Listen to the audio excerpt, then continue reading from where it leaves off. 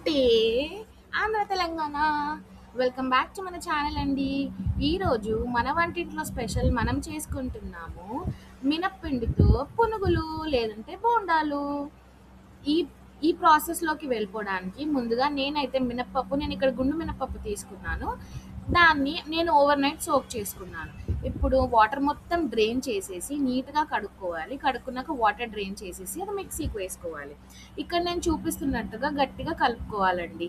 ఎందుకంటే వాటర్ ఎక్కువ పోసారనుకోండి పునుగులు పిండి లూజ్ అయిపోతుంది. అండ్ ఆ పునుగులు ఆయిల్‌లో డిస్కో ఆడతాయి.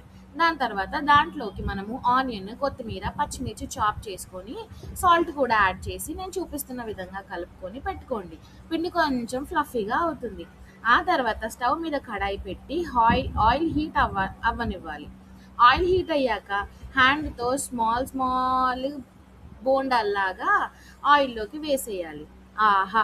ఆ బబ్లింగ్ సౌండ్ వింటుంటేనే ఆకలి డబుల్ అయిపోతుంది.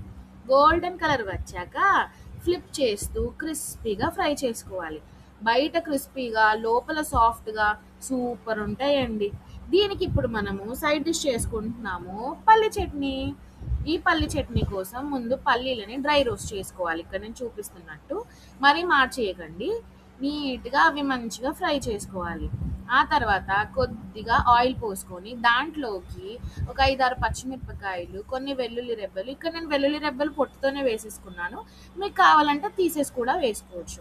వెల్లుల్లి రెబ్బలు కూడా వేసి లైట్‌గా ఫ్రై చేసుకోవాలండి. చూసారా? ఈవెన్ ఆయిల్‌లోకి వెళ్ళిన ఎంబటే ఈవెన్ పచ్చిమిర్చిలకు కూడా పింపుల్స్ వచ్చాయి.